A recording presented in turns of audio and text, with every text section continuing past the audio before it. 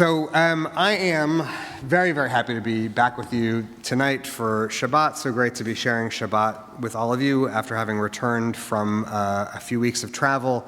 I was for 2 weeks with our wonderful, incomparable 11th and 12th grade students who are traveling through Poland and Israel on this year's Shirley Barish Memorial Israel Experience. I say this every time I go, but this gift that we give them is one of the best things that we do as a congregation, and this gift that we give them is one of the most powerful and long-lasting things that we can do for Jewish students who are developing and coming to explore their Jewish identity. It makes them stronger in their identity, it builds a stronger connection to Jewish peoplehood and a stronger connection to each other and to this synagogue. So just a joy to be with them, and as always a delight to explore some of my most favorite places in the world with our wonderful students.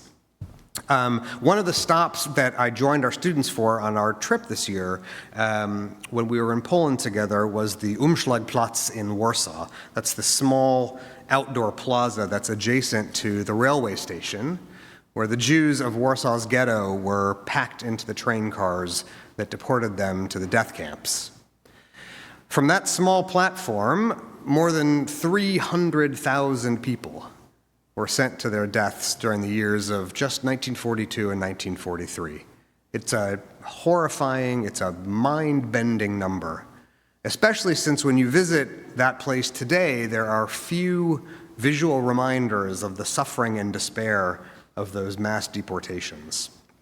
There are a few very small sections of the old ghetto walls that are still in existence, and there at the Umschlagplatz there is a stone memorial that has been erected, on which is chiseled a quote, a short verse from the book of Job. "Do not cover my blood, O earth. Let there be no resting place for my cries." It has to be said that you feel a sense of, I don't know what the right word is, irony or dissonance to stand in that place, which is today a bustling thoroughfare in a thriving, modern European city, there at that spot where hundreds of thousands of people stood in the final days before their demise, and read there that verse of scripture that pleads with the soil itself not to allow the pain of those who suffered to be covered up. I want to talk to you tonight about a book. The book is called Esh Kodesh, which means the holy fire. The Esh Kodesh was written by Rabbi Kalonymus Kalman Shapira, who was one of the Jews transported from that platform to the forced labor camp where he was murdered. Rabbi Shapira spent his last years in the Warsaw Ghetto. He was a spiritual master from a long Hasidic dynasty of Polish rabbis, and he devoted the end of his life there to teaching and guiding and counseling those penned into the ghetto and its world of deprivation, disease, and despair. Esh Kodesh is a collection of the sermons that Rabbi Shapira delivered in the ghetto between 1940 and 1942. And the reason that we have them at all is because copies of the sermons, handwritten by Rabbi Shapira, were collected by Emanuel Ringenblum, the famous archivist of the Warsaw Ghetto, who saved them, along with thousands of other documents, sealed them in metal milk canisters, and buried them under the street of the ghetto. They were unearthed in 1946, after the war ended, along with tens of thousands of other pages, which continue to be studied by historians in the project to tell the story of the Warsaw Ghetto in a world where so few of its witnesses survived. Rabbi Shapira's sermons were sent to Israel after the war, where researchers transcribed the sermons by painstakingly decoding his handwriting. Esh Kodesh was first published in 1960. Since then, scholars of religion have spent an enormous amount of time analyzing the Esh Kodesh and tracing within it the development of Rabbi Shapira's theology and the evolution of his faith during his years in the ghetto. The later sermons, as conditions worsen and the grip of Nazism crushes its victims ever more ruthlessly, show the way that his ideas about human suffering and about the role of God and the promise of Jewish redemption become darker and more pessimistic with each successive Shabbat. What I want to talk to you about tonight is not that version of Esh Kodesh that was published in 1960, but about a newer version, a newer publication that just came out in the past few years. I'm grateful to have learned about this version of the book from Dr. Shalom Magid, who is a professor at Dartmouth in Jewish Studies. So Magid made me aware of this new book, which was published by Professor Daniel Reiser. What Reiser did with this book was something completely unique and innovative in the publication history of Esh Kodesh. What he did was to design a side-by-side layout that places the printed text of the sermons on one page and an image of Rabbi Shapira's original handwritten text on the other.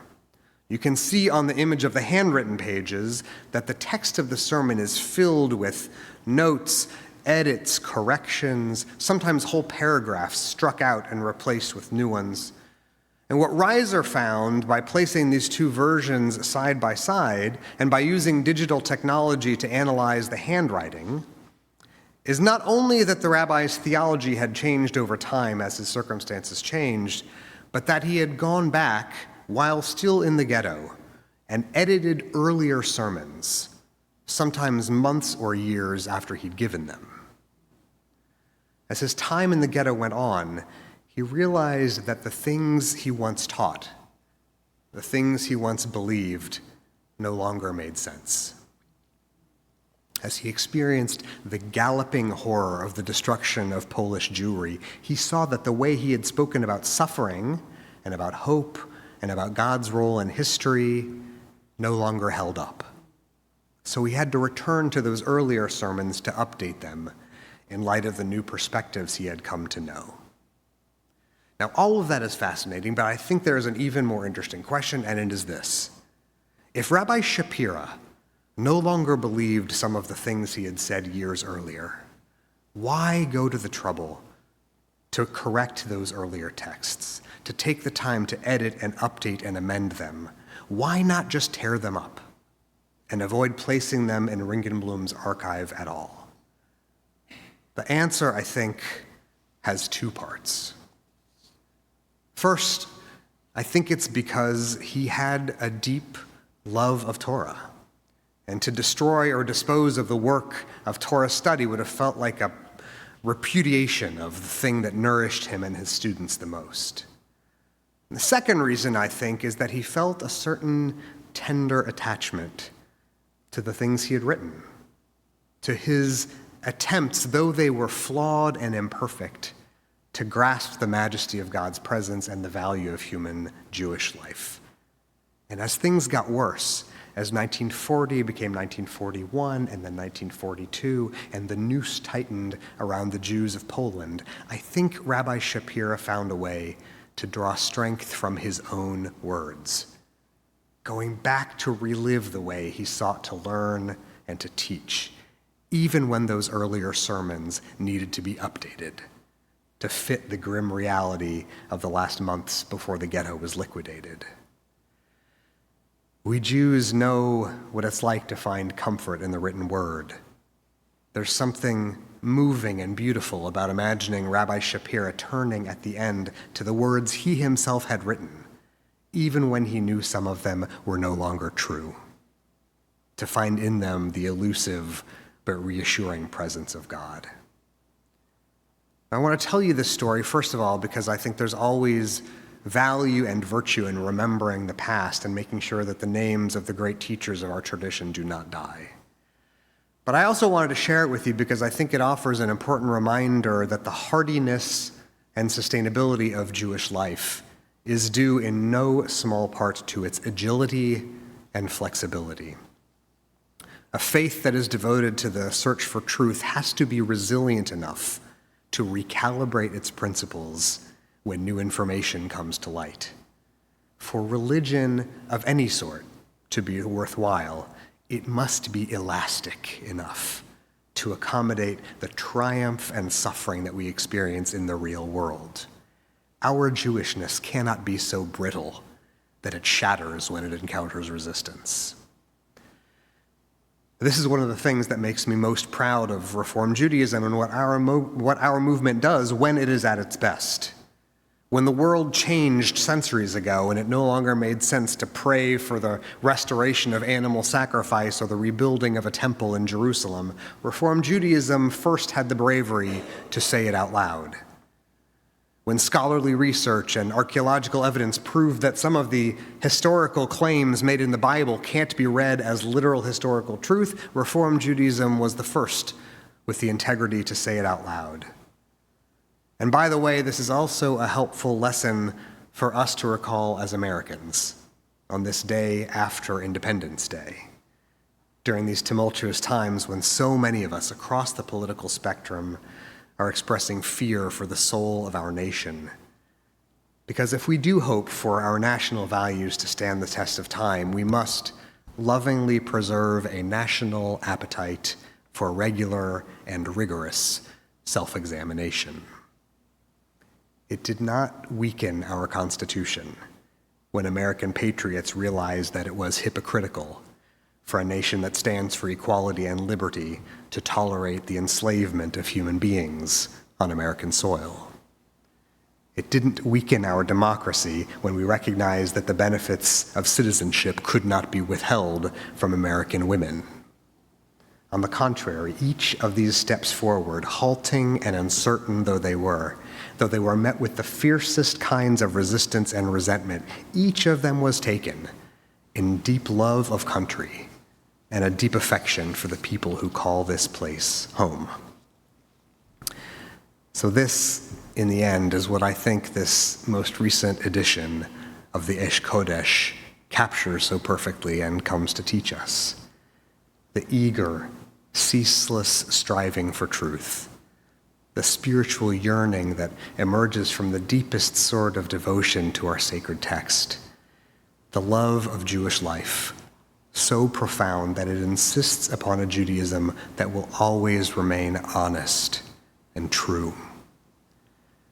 The story of the Warsaw Ghetto has the most heartbreaking sort of ending, of course. But as it turns out, the verse of Job that is chiseled there on the marble of the Umschlagplatz today brings a certain sort of tragic reassurance. "Do not cover my blood, O earth," said Job. "Let there be no resting place for my cries."